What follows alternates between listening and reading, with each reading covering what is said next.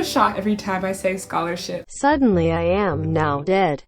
When it comes to paying off student loans, if God won't do it, it just won't get done. It's gonna take a miracle from God. If God don't do it, it won't get done. I do not send a single dollar to these institutions. I do not send them a single cent of my own money because I just do not desire to. Now I want to say there's a disclaimer. I know that not everybody has the same preparation for college that I did, and I know that there are people who got more resources than I did and people who got less. This is just my experience. It is not comprehensive or representative of everybody. Just want to throw that out there. I just want to put some context into my experience by throwing out my stats real quick, not a flex, because none of this matters once you get to college. I had a 4.2 GPA average, class rank 12 out of 317. On the ACT, I got a 33, and if I did take the writing section, I have zero recollection of that ever happening. I first want to discuss local scholarships. Local scholarships are still up for grabs for all different ages. If you are a non-traditional student, there are still local scholarships that are there for you. So don't discourage yourself because you're not a high school senior. And the local scholarships that I got were one from the Veterans of Foreign Wars post in my town, which was a $500 scholarship for an essay writing competition. The second one was a local scholarship pageant. It was wholesome, no toddlers and tiaras behavior here. For $3,000, I won first place. Scholarships don't always look like writing an essay. Sometimes they can look like winning a pageant, winning an award. There are other ways than just the traditional write an essay. Apply to all the scholarships that you qualify for, even if you're not a senior, because chances are the competition pools are pretty small. You can still finesse.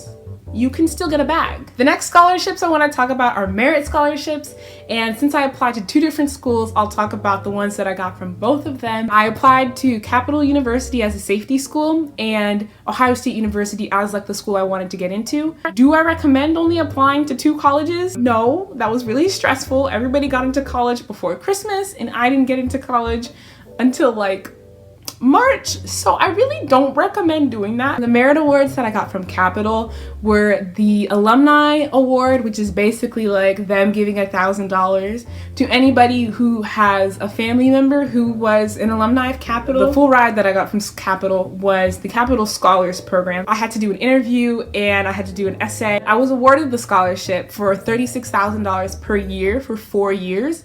As long as I lived on campus, and woo child, the ghetto, I do not want to live on a college campus for 4 years. I did not want to live in a dorm. I didn't want to have to wear shower shoes for 4 years straight. Imagine that.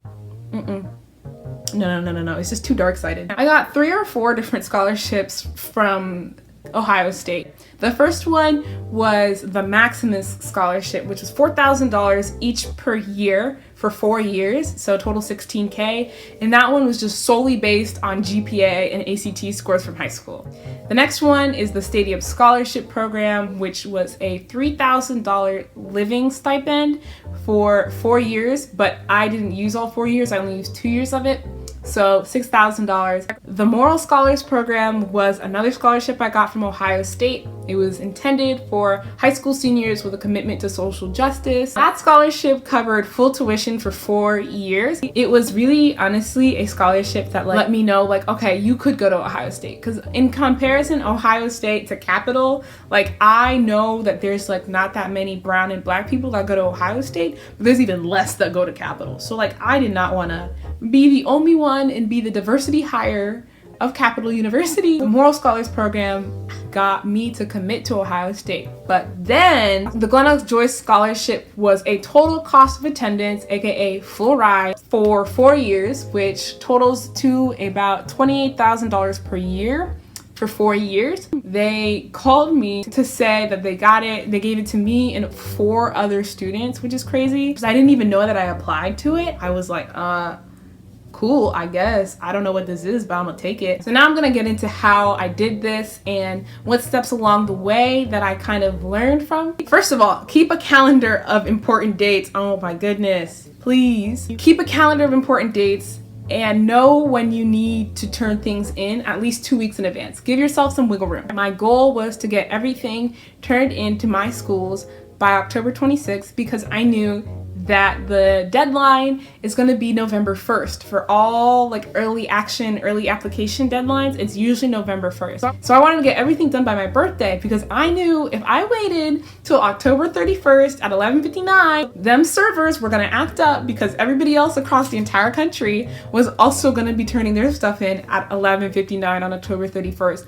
And I was not about to not get into college because of a server crash. I keep a planner, but again, that might not work for everybody. Do what works for you to know these dates ahead of time and submit like 4 days ahead. Don't flex a title, flex commitment. While it might be cool to say like, oh, I was the captain of my soccer team, I was the president of this and this and this, and write about the title, don't just write about like, oh, I held this title, because how many soccer captains are there? How many presidents of the photography clubs are there in the entire US? Titles are things that are rented. You're never the soccer captain forever. However, your identity and your experiences are forever. Not everybody can say they committed to their community in XYZ fashion. And it doesn't have to be necessarily like, oh, a humble brag. You can really tell a story that is honest and true to you. Like, my scholarship essay for the moral scholarship was honestly about my cultural confusion. I grew up as a TCK, which means that I'm a third culture kid,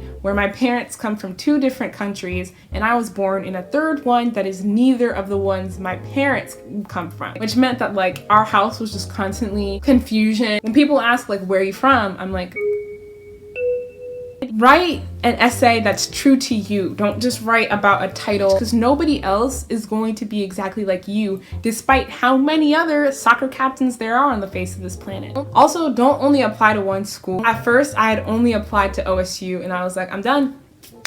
I'm done. I'm not applying to any more schools. And then I applied to Capital because OSU was ghosting me. Applied to like 3 or 4 at least, so you can kind of get them to fight over you. At the end of my senior year, I was able to kind of be in the corner where both OSU and Capital were calling me and asking, hey, are you gonna commit? And while I had 2 of the best offers those schools could have given to me, I know that if you don't have a total cost of attendance, you can at least negotiate and say, hey, Capital gave me X amount of money, you guys only gave me this. I'll commit to you if you can up your financial aid a little bit more. Especially in the times of COVID, when people's financial aid has changed so much since the last FAFSA season. I also talk about this in a video where I talk about the FAFSA appeal process. FAFSA appeal process, because they'd rather give a little bit more to get your money than see your money go to somebody else. Get them to negotiate a little bit. Get them to fight a little bit, because you deserve their coin. You deserve it. Oh, and last but not least, apply for renewable scholarships always over one-time checks. While a one-time check might sound nice, a renewable scholarship keeps going. Those ones usually sound like they're less money because they're $2,000 to $3,000 to $5,000. But when you do the math, 2.5K times 8 semesters is twice the amount of a 10K one-time check. So like, don't let them block your back.